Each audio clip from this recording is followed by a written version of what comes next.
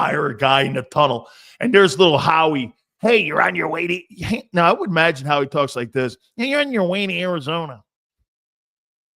If Sills was West Coast, he would be drinking wine and eating snacks on a toothpick. Brie and cheese in a Cabernet. No, I'm more of a brat and a beer. That's kind of my shit, man. Yeah, I don't eat like Dick Train does. That little weenies on a stick. Hey, that's who Dick Train is now. He's a little weenie on a stick. Hey, yeah, Keebler Roseman in the hallway going, hey, guess what? You're fired. You're on your way to Arizona. Yeah, some love affair. Big Z, let's go. Run them likes up here. Hang on here. All right, hang on. Wait, real quick here. Let's see. What else? Did he say anything? Da-da-da-da. Cowboys. Oh, yeah, my question. I have one question when Zander comes up. So, Nick, with the demarcation of the offense and the demarcation, I was listening to the presser and I had to look the word up. I was like, I've never heard that word before. John's a more educated guy than me because I'm not as educated as he is. But I mean, demarcation. I thought that was something Trump was going to do to. I thought that was something Trump was going to do. All right, he didn't really say anything. So I know a guy who says a lot. Hey, by the way, man, Jayden Daniels. God, I can't wait for this kid tomorrow night, man.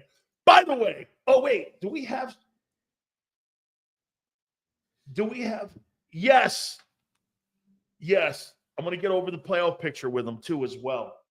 So, without further ado, the co-host, the Birds 365, Big Z. Zander Krause joins us now. What's up, Big Sills? How's it going? Demarcation as well. Yeah, what did I miss? Did John ask that to Nick or something? First question. He goes, so with the demarcation of the offense, I go, shit, demarcation. Let me look that. What is that? I do Birds 365 with a thesaurus next to me. No, I was like, what the hell is he talking about? I got to text John about that. Yeah, ask him. Those are really big. Yeah, what are you out here crying? Out here crying about a Thursday game tomorrow? Oh, it's going to be a long day. Quit crying, dog. I'm crying about nothing. We're not digging ditches, man. We talking sports. Hold on here, man. You're making me sound like a bitch here. I'm not. Who do you think I am here, man? I'm not making you sound like anything. Holy cow here. So let me ask you, flat out of the gate here. Let's go. You think your boy, Jalen Hurts, is outplayed Jayden Daniels this year? I mean, I don't think he's outplayed him when you're talking about a player-to-player comp, but I also think that the hype on Jayden Daniels has been a little overrated. He's had a couple games here, and I'm not expecting him to play great every game. He's a rookie, so I get it, but, he was pretty shitty in that Bears game. He was okay at best in that Steelers game. I mean, he didn't win the game for that team. He was 50% completions in that game. He's had a couple other games, too. I mean, they were close with the Giants. They had a lot of close games this year, but look, I give him credit. He's a rookie. He looks damn good. But look where Washington has come from, man. Yeah. You were bringing it up. They haven't been relevant in 30 years almost. Yeah. No, you're right. He's done a lot, and I think that's probably the biggest accomplishment. Forget the 7 wins. 7 wins is great for any organization as a rookie, but turning a franchise around is no small feat. Now, I don't think he did that alone. I think it's a credit to some of what they've done with the new ownership, and I actually think their GM has done a really nice job. He might win. He might be the executive of the year in the NFL right now. So he's done a really good job. I thought it was interesting listening to Theismann yesterday. He's like, this is basically a whole new team. Oh, yeah. And that's a credit to the GM, obviously, who brought in some better players and kind of reworked their roster. But, Jayden's been good, man. Like I said, I'm not there yet. I want to see it more. Is he going to be able to hold up, dude? I don't know here, and that's a great question. And here, I put these numbers down here. But then my question would be, is Hurts going to hold up? Now, look Hurts, at this. Dude, look, I know Hurts has a style that's more conducive to getting injuries and stuff like that. Jalen Hurts is a beast when it comes to like the way he's built as a player. Remember what Phil Simms said about him? he has more control being a guy not taking contact Yep. because when he takes off running, he And knows running back. when to get down. Yeah. But here, look at to your point. And I agree with that. I didn't think of it like that, but Phil was right. He's on pace for 200 carries. I mean, that's a lot, dude. 200 carries is a lot. Now, I think there's like, what, 20 or 25 tush pushes and stuff. So maybe it's really like. See, I disagree with John on this here. I disagree too, because the tush push is definitely a dangerous play. Yeah. Don't you think? See, Yeah. I disagree with John. I think that's a physical play. It's Think about it, Zander. Ask Jason Kelsey about that play. He hates that fucking play. Or do this. Ask Patrick Mahomes when he got his ankle rolled up on it and they never run that play with him ever again. I think that is a physical play. So here, check it out here. Look at how where Jalen gets him though is in the TDs here. Both guys are going to throw for 445 passes, which is great. That's the number and the screws he has to be on. Both are going to complete about 310 passes. They're both right there. One 69.8 Hurts, the other 68.7 completion percentage. Remember something too. Put into context. Daniels is a rookie, and he's on pace for 36.50 in passing. Jalen's on pace for 37.32. Jalen Hurts, the more he's closer to that 3,700 number, that means I know he's playing well. When I see Jalen Hurts getting higher in the passing yards, I know that there's going to be more turnovers and that he's not going to be that player of 22. It's funny. I thought about this last night. The more he looks like those 22 numbers, the more he's going to be effective and the more he's going to win. Now, this is where he kills him here. He's on pace for 15 touchdowns and 3 picks. The 3 picks, obviously, same amount of attempts, is damn good. But the passing touchdowns, Jalen's on pace for 23 and 9, 101.7 in rating. Jalen's on pace for 103.4. But listen to this. When it comes to total yards, Daniels 44.69, Hurts 44.46. And obviously 22 touchdowns for Daniels and 38 for Hurts. But what I'm saying is this. These two guys, you're going to see a mirror of each other in that game tomorrow night. These two guys play the same style of football. It's going to be interesting. I mean, I think the one that plays better will win the game tomorrow. How about this one? I think the one that doesn't turn the ball over wins the game. Well, that means you played better, right? If you don't turn the ball over. Same in a way. I hear what you're saying. I also think, into the equation of what you're talking about should go the talent around them. And I think Jalen has a clear advantage in talent around him. I mean, Jayden has a solid team. They don't have talent like the Eagles offense. There's no way. So I think that's fair to point out. I mean, look, Jayden has had a great year, but he does have the benefit of being a rookie. He does have the benefit of there being no tape out there. That's a benefit. Now, I'm not taking credit away from him. It's impressive what he's done as a rookie. But when you're this good, it's teams have to get that tape on you, and they don't have it yet. So, look, Jayden's been really good, man. I respect him. I was watching a lot of their tape earlier today and last night because I'm getting ready for this game, and I like looking into it and kind of catching any of the things I missed. They've been really good in moments, but there's other moments I look at them and they look like a very pedestrian team. Because the quarterback's a rookie and he'll have moments of looking like that. Yeah, right, which is fair. I mean, I don't think what's Hurts' excuse when he had those moments in the first 4? Yeah, I mean, they were trying to probably do something with Jalen they shouldn't have been trying to do, potentially. But you know what I got to give credit to? I got to give credit to the Eagle coaches for riding the ship and correcting it. And I'll tell you, I'm leading you somewhere here with this. Yeah, look, let me ask you this here real quick before you go there, because I know Jalen's 5-year guy, Jayden's a rookie, but how much do you put on, like, Jalen did decide to take over, calling out the coverages this year, pre-snap reading, all of those things. He kind of took control of that. He's taken ownership of this offense more so this year. He does have a new play caller that has new terminology in there. I'm not using that as an excuse to write off some of his struggles, but I do think it's fair to say, well, he's not going to play his best football until they get on the same page. Is that fair? It's fair till I bring this up. Daniels is doing that this year. That's true. Jayden Daniels is calling pass protections. Jayden Daniels is reading defenses.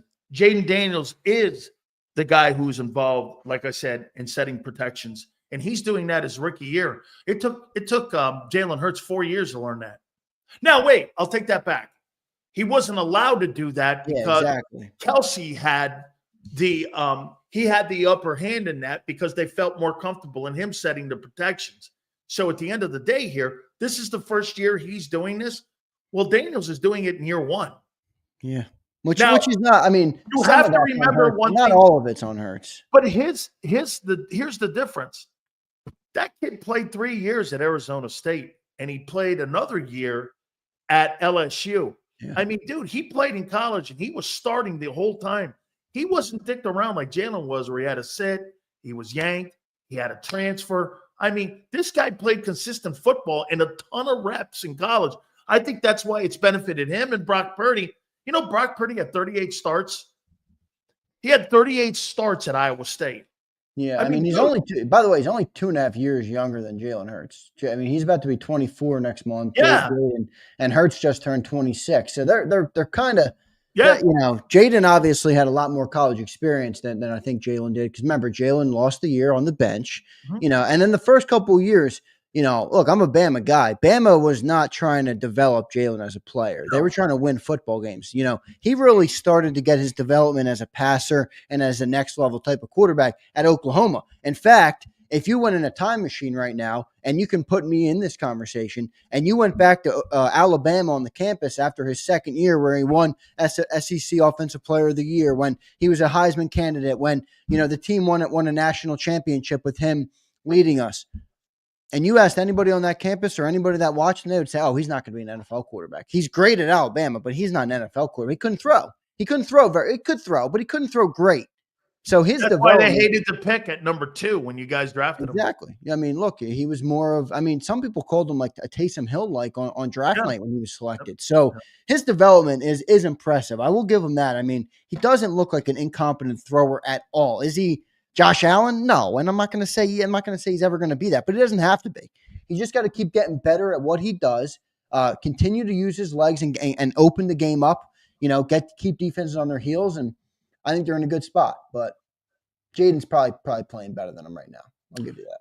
I think Jayden's had more. And by the way, I think Jayden's getting better coaching. And I'm going to go here now because we heard something of Joe Theismann. And this is what I took from our interview from Joe Theismann yesterday. Joe Theismann, we were talking about coordinators and matching up the coordinators correctly. I really think that Cliff Kingsbury would have been a better hire in Philadelphia. And I know there was a Stoutland conversation that was involved in that. And that was probably the deal breaker that caused that thing. I've heard that was fake news, by the way. Oh, really? Well, they did offer him a 3-year contract. I know that for a fact. Not fake news, but more as, you know, because I talked to John about excuse. Exactly. And it was never isolated into just also it was fake intel from the Eagles putting that out. Now, again, that's not confirmed that it's that, but that's the speculation because I talked to John and look, I know people like John, don't like John, whatever your opinion is. John is a very good reporter. And John said that whole story was weird to him. He never had any confirmation from any second, third, or fourth source on the whole Jeff Stoutland thing. And he thinks Cliff Kingsbury, it wasn't Stoutland. It was just a little bit more control. It was just, I want to run my offense. Yep. And that wasn't flying with them. And, you know, it wasn't really Nick. They had a 3-year deal on the table. I know that they had a 3-year deal on the table.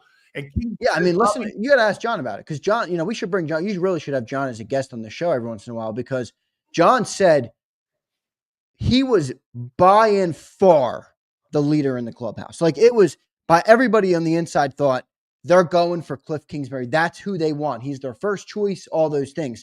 Ultimately, it never worked out. Now, I don't know what ended up getting in the way. I think he probably took the more controlled deal in Washington.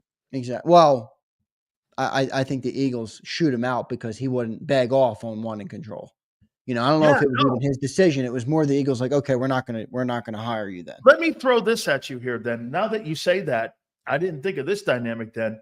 Do you think Kingsbury didn't take the job because he knew that Nick would have an influence in the offense still? Well, I think that's part of it. I don't think Nick has an influence in this offense. Yeah, I don't think Cliff denied the job. I think it was more the organization saying, we're not looking for a guy that wants autonomy of the offense. Then why would they offer him a contract? I don't know. I don't know if the contract offer is confirmed or not. I don't know if they actually did. I mean, I know they met with him, but you know, I'll tell you what, it was 3 times. And I said yesterday how much I love when you have Joe Theismann on. I know people have a problem because he's a Commander guy or a Redskin guy, whatever. I don't give a shit about that. The guy's a genius when it comes to football. He's also a great person from my interactions with him. Yeah. But his takes on Cliff Kingsbury yesterday were interesting.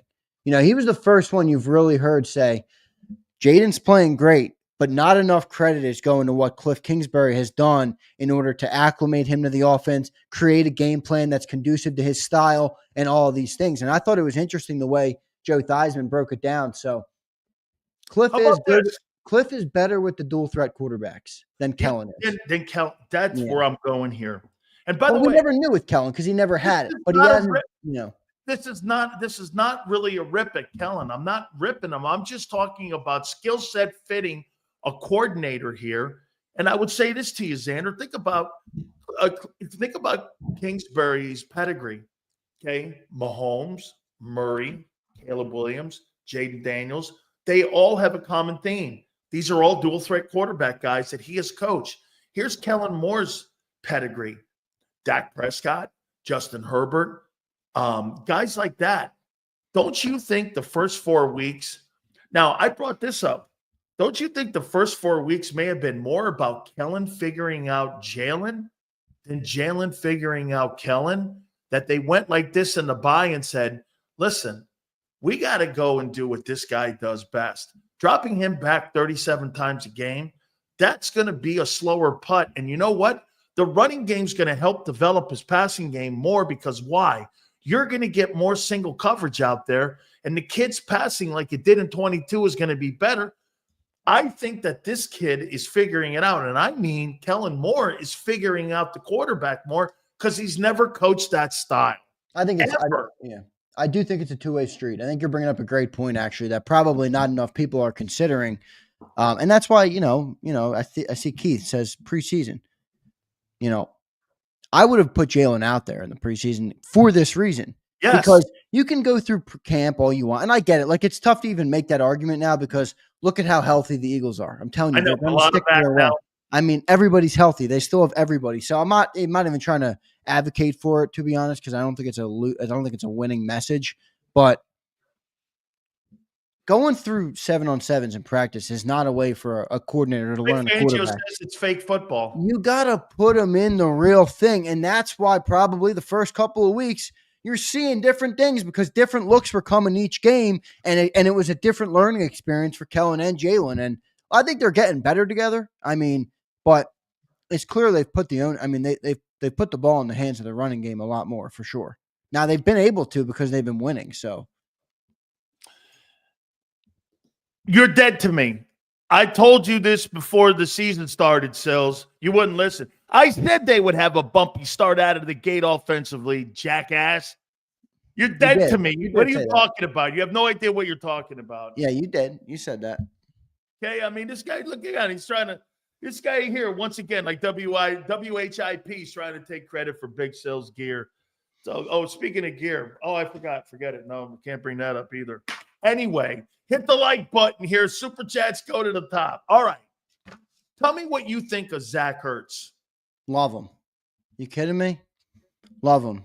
Big catch in the Super Bowl to help us ice the deal. Raise the trophy in this city. Not only that, but he was a tremendous off-the-field guy. Did a bunch in the community. Bunch of giving back. Him and his wife.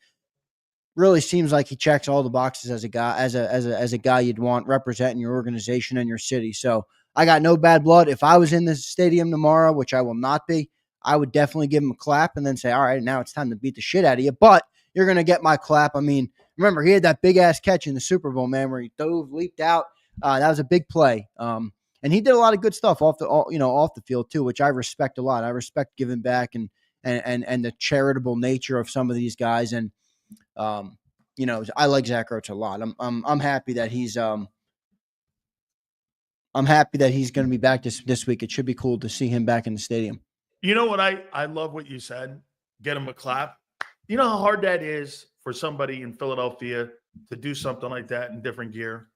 That's pretty cool. If I walked in the stadium and I had played there and I had done something great there like that, and the fans clapped for me and gave me like an ovation. Buffalo, Pittsburgh, Green Bay, places like that give me love. that tells me a lot about the fan base and what Yeah. they think of you here. Do you think there's going to be a tribute video tonight? Somebody What's put that? that. Forrest Hill said made a tribute video. Do you think there'll be a tribute video tonight or tomorrow night for him? Probably not, No, right? no. Because didn't he play last year for them too? Not just like a quick thank you with some highlights of his Eagles career. You don't think? They played that game up there.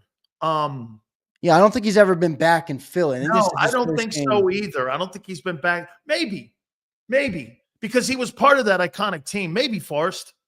Maybe I think that would be appropriate. I'm not saying you got to make a long, drawn out ceremony, but flash something on the screen for the people in the crowd. Zach Ertz, because I think you're right. I think he's an Eagles Hall of Famer.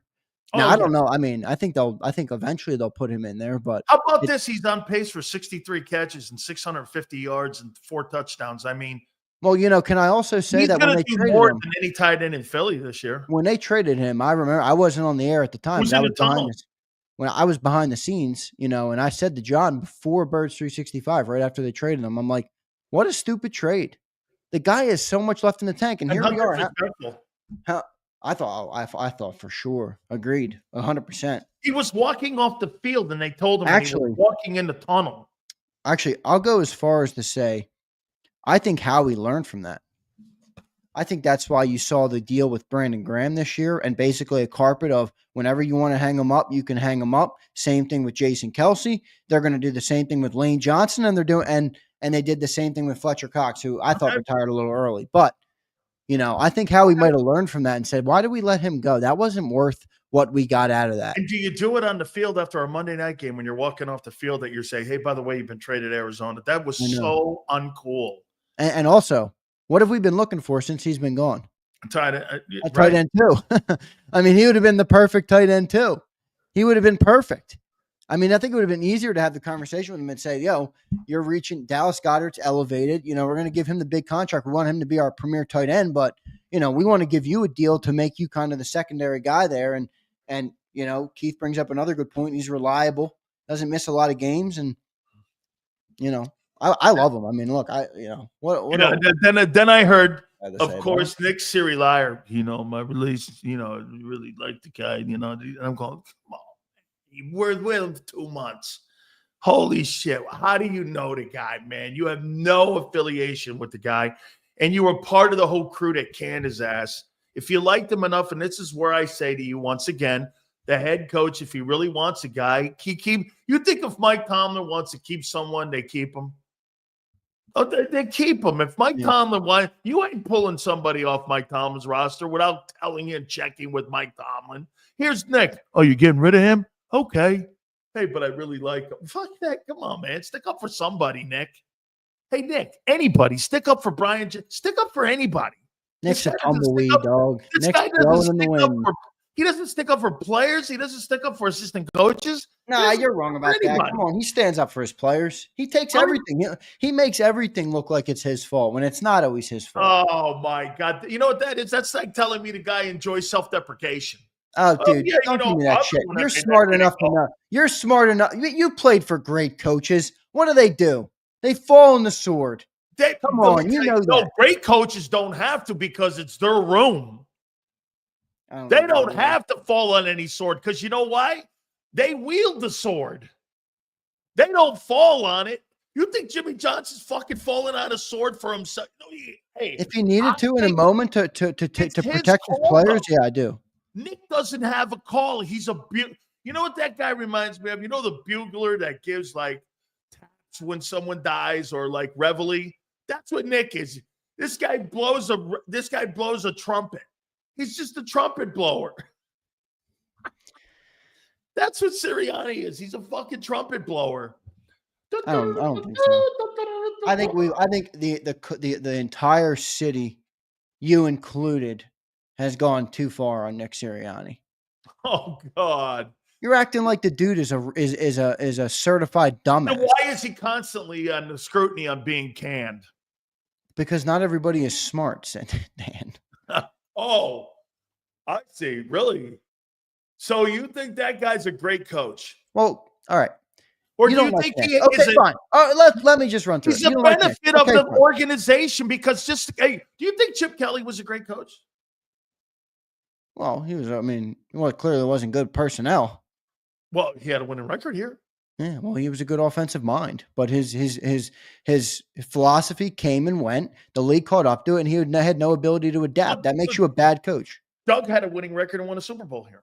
Okay. Yeah, so where I'm going is no coach since 2000 has had a losing record in Philadelphia. I mean, couldn't it be possible that the organization is an organization that believes that they build the rosters, very talented rosters, and you shouldn't lose no matter how incapable you are at making decisions? I'll tell you what, you're telling me you think that guy's made great decisions this year, or how about this one? I'll take it back. You think that guy has made – do you think Nick Sirianni makes his team better? Yeah, I do. Dude, you have a roster. What's his job then? What's his job? You have a roster of 50. Tell me how he makes them better. Sills, I think you're being. Come on, man. You have a roster of 50 plus grown men. How he makes them better? And okay, now go okay. They're bought in. The entire team bought is into what? What he's selling. He's the head coach of the team. What's his job? What are they buying? You got 50 grown professionals in a room. Wait a minute, you think they're buying into Vic Fangio's defense because of Nick Sirianni? No, but I don't think they're not buying into what he's doing. I don't know what he's doing.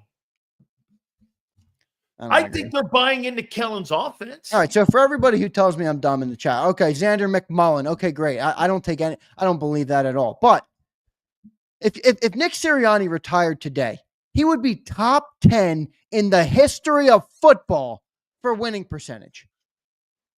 Do you think he could go? Okay, so you think he could go to Chicago and turn the Bears around? I never said that. We don't know that. No, wait, you make an assumption though, using that without knowing what the answer would be. That guy would go anywhere and fall on his fucking face because he doesn't have the institutional and the environment that organization provides for him and the fail-safes. He doesn't have that. It's a total red herring by you. Oh, my God. Doesn't mean shit. Oh, he would 500 guys could coach. How do you know that? 500 guys could coach that team. How do you know that, though? Because I know he doesn't have a job. Watch this. Hey, you my boy? Yeah. You bought in? I'm your friend. What do you do? I don't know, really. I put out videos on people, and I talked to you about holding up Jayden Daniels when he was at LSU or some shit. I don't know what he was talking about today on Jalen Carter, something. Listen, I get it. Not everybody's going to like Nick Sirianni, but for us to sit here. No, I don't really liking Nick Sirianni has nothing to do with it. I don't give a shit about him. I don't know him from a can of paint. I'm talking about him coaching. Dude, I listened to Fletcher Cox talk about him yesterday on a national show. And where was his leadership last year when they were 1-7 playoff, and now he's 7-2. I mean, dude, you got to give the guy some credit. You got to give that guy dick. I love criticizing. I love coming on here when the team pisses us off and ripping into Nick. I love it. It's fun. But you got to call a spade a spade. I am. I think he's been to the playoffs 4 years. I think he's a product of that.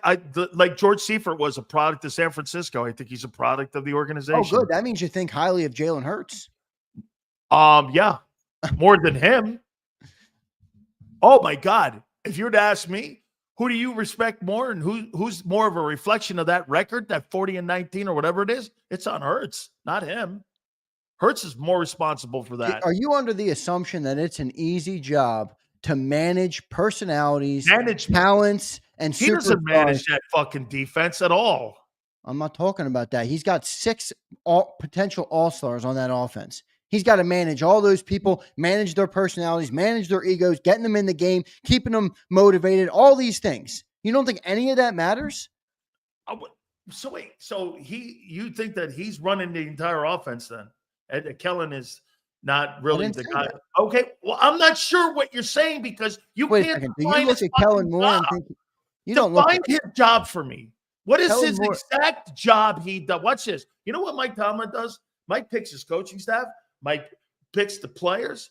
Mike picks the scheme. He picks everything, and he's in control of it. Same thing as John Harbaugh. Let's do this here with Nick, and let's compare him to Tomlin. Do you think he picks his coaching staff? I don't think he picks his nose. Do you think he picks the talent? Absolutely not. Do you think he picks that scheme? Absolutely not. That's a Howie and of management. What exactly is his job description that you're telling me? What, he's boys and these guys go out to movies and they watch horror films every Saturday night before the game? I just think you're dumbing down the job too much. I think there's a lot of stuff that goes. No, I'm into dumbing being a him head coach. down, not the job. Well, there's a lot, but he's doing the job. He's doing the job in spite of what his inefficiencies are as a head. You really think many of those decisions that he made, that like the Jaguar game, will you think that was a well-coached game by him? No, I don't. Does Andy Reid coach every game? How about when well, I don't know. They're 9-0. You shouldn't go there because they're 9-0. Yeah, but I also watched them get fired in Philly for his management. Let's do this one here. So when Mike Tomlin was being told by his entire coaching staff in the front office, don't pull a guy who's 6-1. I would have told them they're all fucking stupid. He went like this. They all go like this. Don't do it. Per man.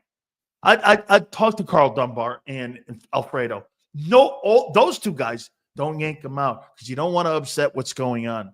You know what Tomlin said at the meeting? He goes, nah, I got a feeling this thing's going to work out.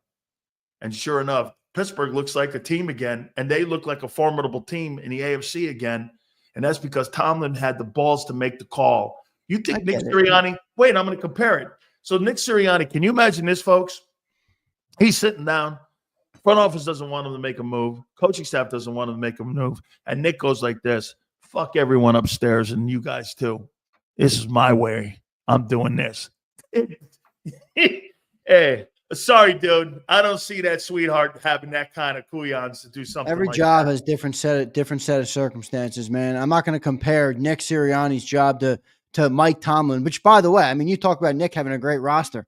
Mike Tomlin got the greatest organization in football with the way they manage coaches. The dude could be 8-8 every year for 10 years and they won't fire him. That's a great call. You get blown out when you're 11-6. How about a different set of circumstances. That's a great thing there. Manage coaches. That's right. Pittsburgh managed coaches.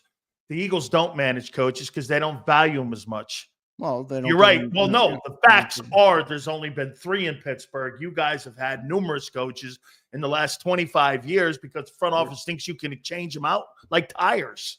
Yeah, I don't think you're wrong about that, but I'm not going to sit here and act like Nick Sirianni's a clown. I mean, the dude is 41-19, bro. The bald eagle kills it, man. I mean, hey. Dude, I'm not even saying I love the dude. He's a candidate for Coach of the Year? No, I don't. I mean, I think if we win out or if we beat the Commanders twice, I think he's going to be in that conversation naturally. Well, no, if they win the next 3, Zander, he will be. Oh, he will be, for sure. And you know who else is going to be in the conversation? Jalen Hurts going to be in the MVP conversation, regardless of how he plays. That's just how the cookie crumbles, and you're smart enough to know that in the NFL. But, look, is Nick my first choice? No, he's not. Do I think he's a moron that has no idea what he's doing, that the city wants to crucify every week? No, he's not. If you took a poll and asked every Eagle fan, do you want Nick Sirianni back next year? What do you think they'd say? I think most would probably say no. So I understand I'm fighting a losing battle here. No, you're not, because you know why? Well, if you got 50-50, if you got 50-50 on both sides, to me, that's exactly how it should be. You don't want this 95% fire the guy. You want half the room. Like he's telling me I'm compromised. He says I got a check from Howie. Where's the check? I thought these checks were bigger, MJ. Hey, are you guys listening to this guy? Yesterday, I picked Devontae Smith over CeeDee Lamb. Now he's defending Nick. This is fucking unbelievable. Take, by the way, I couldn't believe you. Oh, it's totally a stupid take. CeeDee Lamb is a different player, man. He's a slot guy. He's not a perimeter guy. By the way, if you put CeeDee Lamb on the perimeter, then put him in the slot, I mean, he wouldn't have A.J. Brown numbers. No way. He's not that player. It's another red herring argument because you don't know this. It's the new phrase of the day, red herring. What the hell is that? You and what's the other one that McMullen used? What was that? Malfeasious or whatever the fuck it was? Holy cow, man. These guys are that's all you're using. Look over here. No, that's not what I'm talking about, dog. I'm not talking about that. All right. Me with bullshit. Hey. By the way, what's on your shirt? Is that New York City? No, San San Francisco. Francisco. What Yeah. a shitty shirt. I love San Francisco. Great city, man. I've never been. I can't. I'm just No, messing. it's the government blows I hear dogs. there's a lot of feces on the ground, which The makes me government blows dogs, not but interested the in going. views So are just insane. Plus, I worked there. When I worked yeah, there, and I was at KMBR yeah, and KMBR, I KTO. was gonna say, yeah. Yeah, I worked there, man. What do you think the Keys will be tomorrow night? Keys. See, I want to say run the ball, you Yeah. know, and I think one of the biggest things there is probably contain Jayden Daniels. You know, you got to set the edges. The edge rushers have to have a good day tomorrow. And I'm not even. Do you bring pressure, or do you just generically do Well, I it think, with your edge? I mean, you saw what Pittsburgh did last week. 53% they Brought blitzed. a ton of guys, Ton of guys all and the they were in time. the 5-man front too a Yeah. lot in that. And Jayden, you know, didn't have his best game. He was 50%. I mean, They so held I him think to 5 yards rushing. but you know what I think is even more important in this game is I know you always want to get home. You always want to sack a quarterback, obviously. But I think the edge rushers have to set the edge. Because if you can contain Jayden Daniels in the pocket, and then I think what Vic is going to do, because I don't think Vic is going to become a 50% blitzer tomorrow night. I mean, let's be real. Vic never does that. So if we just take the assumption that Vic is going to blitz his 20% of the time like he always does, okay, what's he going to do to confuse the rookie, right? Because that's what veteran defensive coordinators do. They try and give you different looks, confuse you, and do all those things. I think the confusion is going to come in the secondary, in the zone coverages, in the way they're lining up, nickel, big nickel, the way they're moving the linebackers around. I think that's where he's going to try and confuse Jayden. Now, if you have edge rushers setting the edge and forcing Jayden to beat you from the pocket, I think that's where Vic can kind of take advantage of him and force him to be dissecting from the pocket. Now, I don't think Jayden's bad at that, but I think if you take away his legs a little bit, or at least, you know, keep him inside the pocket, I think your life becomes a lot easier. And then the other thing would be stop the run. You know, they have Brian Robinson coming back, who's a great football player, Alabama guy. Watched him in Alabama. He's a good player. He should be back. So, you know, he doesn't have quite the impact that Saquon has here, but he helps their offense a lot. And remember, they didn't have him last week, you know, in that Pittsburgh game. So I think if he's back, you're going to have to try and, you know, buckle up that front and stop the run the best you can and force Jayden to beat you from the pocket. You know, because by the way, it's not like he's looking at a great set of receivers. I mean, Terry McLaurin's great. Don't get me wrong, but No. outside of that, they got a bunch of guys. Brown, Noah Brown, Olamide Zaccheaus. I mean, they're okay. So yeah, and as JT Philly says, I mean, and then you're gonna have, you know, Jalen Carter can eat from the inside, you know, and I think that's where Vic's going to be looking for pressure from the guys up front, you know, not manufacturing it in a way, kind of, you know, those guys got to win their battles and, you know, at least create some pressure. We'll see about that though. But that would be my set of, you know, things I would be focusing on. Now it's easier said than done, obviously, but you know, I think if you do that, you give yourself a good chance to work within the confines of what you got and potentially walk out of there with a win. You know, I also think the other big thing is if there's a game to get a lead, if there's a game to score early, this is the game. You know, don't let these dudes hang around. Get up, put them on their heels, make them get out of their normal offense, because both of these teams have played with a lot with the lead this year, which if you're Commanders, what's your game plan? Get a lead early. Don't let them run the ball with Saquon, right? Force them to drop back into that passing style that they've struggled with. That's probably their game plan as well. So I think it works both ways there.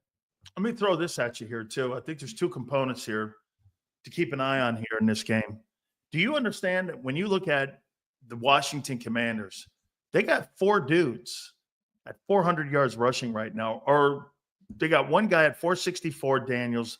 They got another guy at 460 in Robinson, who's missed some time, like you said, 3 games. Some games. This guy's averaging almost 5 yards a carry himself. And then you've got this one guy who I remember him out in, and I know Nick knows him very well. That's Austin Eckler. You know, Austin Eckler's on pace right now for 600 yards rushing and 500 yards receiving. So you got to keep an eye on that guy getting out of the perimeter and making plays, because he can make plays. He's a good football player, dude. And if you, like you said, what I love about Daniels, you brought it up here, man. I mean, look at these guys here. The wide receiving core outside of McLaurin, Noah Brown, like you said, Noah Brown here. Yeah, I mean, look, if he wasn't making them better, they'd be a bunch of stiffs. I mean, there's nobody's on that team really catching the football for them. No, you're right. You're right. So, I mean, this is what I would also do. Dan Quinn is just as good a coach defensively as Todd Bowles is. And they both have Super Bowls. They both know what they're doing on defense. If you don't think pressure's coming tomorrow night, you would be mistaken, because the Redskins have the linebackers to get that done. They got some pretty damn good players up there, and that guy knows what he's doing. Be prepared, Zander. You're going to see false fronts. You're going to see motion moving defensive coverages that after post snap, you're going to see a lot of different looks in what you're seeing here with this defensive football team. You think Quinn's that good, huh? Comparable to Bowles? Yes, I do. As a coordinator. Yeah, I know he's good. I mean, look, I know he does. He does do a nice job, but he's sensational, man. And by the way, Bobby Wagner once again is on pace for 150 tackles. Dude, that dude's insane at 34 years old, playing that physical linebacker position. I mean, that's unbelievable how good he's playing. How about this, man? Frankie Louvu, the kid from Carolina. Yeah, he's good. He's on pace for 110 tackles. And you got another linebacker in here, that's a safety, who's on pace for 115 tackles. The one thing that they've really improved on, Zander, has been their tackling. They've improved a ton. And by the way, Dante Fowler Jr., I think that's the kid from Jacksonville who played at Jacksonville. He's got 9 sacks. I mean, bro, he can get home. That kid can play, man. That guy is a good football player. And right now, look at him, man. I mean, he's on pace for 15 sacks this year right now, man. I mean, make no mistake about it. You know what I mean? He was a Gator. Was he a Gator guy? Oh, he was a Gator guy. Okay. Was he? No, I don't know. Yeah, he was a Gator guy. I was going to say, I thought I recognized that name. Wow, 3rd overall he was selected. He's a good football player. Yeah. Wow. Look, they got a good team. I mean, it's going to be interesting to see, how the Birds go up. I do think this is going to be you're going to learn a lot about our team tomorrow. I do think I'm almost at a point, Sills, where I welcome adversity in games where it's like, I don't even want to blow the Commanders out tomorrow. I get it. I do. I don't mean it like that. I'd love to blow them out. But I mean, this team, I want to see this team in more circumstances that force them to evolve and show that they can win in multiple ways, because I think it's going to teach them more, and I think it's going to set them up better for late in the year. I mean, if you're going to blow out every team, you're going to get to the end. The minute you're in a tight game or you're behind a score, you don't know what to do. Right. So I think these next couple games are a good chance for this team to learn how to win different. And I think that's arguably one of the biggest advantages for the Birds in this game is that, and you made fun of me for the point. I don't think you understood what I was trying to say. The Eagles have been winning, right? Yes. For years. They know how to win. And I'm not even just talking about past Eagles. I'm talking about this Jalen Hurts-led team with Nick Sirianni. They have had 3.5 seasons now of winning football games. Yep. Winning is a culture, is a habit, is a lifestyle. You know that. You played at Miami, dude. You don't accept losses. Now, I think the Eagles have more of that in their culture and in their organization, that if something goes wrong in this game or they get down by a couple scores, I think the Eagles are much more will be much more suited to handle that type of setback. I really do. And if the Commanders don't, it'd be interesting to see if they can answer that call, because they haven't really had to do it yet, other than a Hail Mary over the Bears, which was lucky as hell. Absolutely. Let's do the super chats here, because we got the guys coming up here at the bottom of the hour too. Our battle royale. Yeah, I'm as we like to call it. Mark Holmes hasn't surrendered yet, so we'll be there with him. If I know anything about Mark Holmes, he won't surrender. No, he will come in. I like Mark. I'm a big Mark fan. Me too, man. All right. Mark does good work, man. I mean, he posts a lot of shit. I understand the YouTube grind. Mark does the YouTube grind well. Dak Prescott, $2. Thank you, Dak. Nick better than my coach. Yeah, agreed. He is? Yeah. He's not more accomplished, that's for sure. No, he's not, but he's also hasn't been doing it nearly as long. I mean, shit. Okay. Mike McCarthy's got how many years as a coach? 15 years? 17. Yeah, I was going to say, he's got to be close to 20. Yeah. Christopher Darker, appreciate you, brother. There's something to say about a leader of men. Our dream team absolutely tanked because there was no cohesion. The players love Nick. I agree. Okay. I mean, I mean, you know, I never said that they don't like the coach. yeah, but I do think that matters, right? I mean, I think it does I matter. think I think it matters because they like him because he's winning. I mean, at the end of the day, you don't care if you I like don't your know, coach man. or not. I don't know Dude, about you that. think they'd like You think they'd like Bill Belichick in New England? No, Okay, well, does that really matter then? no, it So doesn't. you're professional football players. They might not have liked Bill, but they felt like they had a chance to win a Super Bowl, so they listened to Bill. They That's respected the Bill. coach I want. I don't have a problem with you saying that. I think that's fair. I want the coach who helps me do that. Okay, Yeah, I mean, that's fair. we're That's fair. professionals here. That's fair. Connor says, Connor, appreciate it, brother. What's going on, guys? Much love from Liverpool, UK. Love it, man. Worldwide, Jacob. Thank you, man. Big Birds fan. You guys keep me up to date with the best Eagles news and content. Go Birds. Go Birds, brother. Appreciate it, man. Still any Hey, response. Connor, I'll tell you this, man. The NFL is spreading their wings out. They're also going to be trying to play games in Australia in 2026. I know they play them in England, now in Germany as well. So, I mean, Liverpool, too, home of the Beatles. Let's go. Good stuff there. Abe, who gets the credit? Players, Sirianni, Howie. Collective, I think. It's a collective.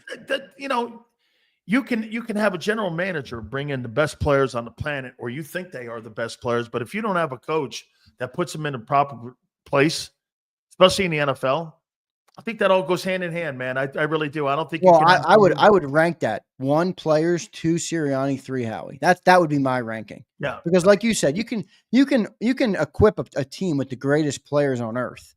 Yep. You know, if you don't manage them, if you don't put them in the right spots, if the players don't play good, I mean, all those things don't matter. So I'm not saying Howie hasn't done a good job. He's definitely done his job at a high level. But I think when it comes to credit, I mean, I think players and then Sirianni and then Howie. That would be my take. Gotcha. Doesn't mean I'm right, but that's my take. Ramir checks in. They told him he was traded before the game.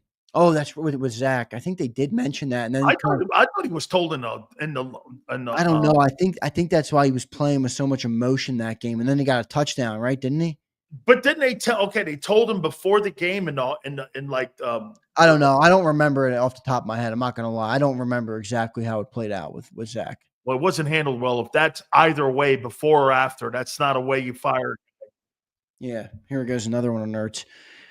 It's criminal that Ertz is still producing and not playing for the Eagles. He's like 12 catches from the franchise reception leader. Criminal. Yeah, he is. I want to give Zander credit there for that. I think they did learn a little bit on how to handle some of the veteran guys that have had an impact on that franchise. And by the way, I think if you look at the way they've handled Shady and the way they've handled Deshaun Jackson over the last couple of years too, I think that goes to what you said there, Zander, in this whole Ertz deal. Yeah. And Yale's right. I don't think he played all that well out there at Arizona too. I thought he was okay. He didn't, but I like him as a player. Joey B, good to see you, Joey B.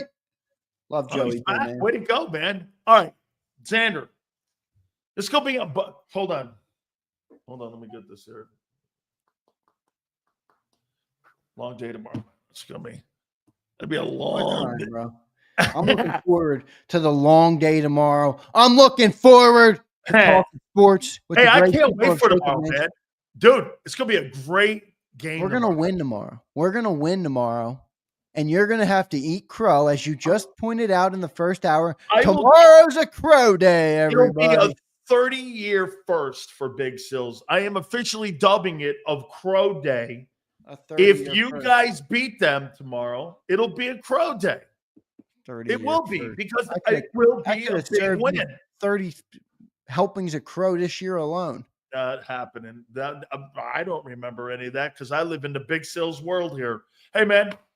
Zander, great stuff, my friend. You and John are killing it with your Wonderlic words and shit. And all that. You guys, those famous, fabulous words that John uses at a press conference. I look it up, man. All that. Anyway. Hoss, tomorrow, Birds 365. Then we're going to have the pre and post game show and the halftime show, the post game.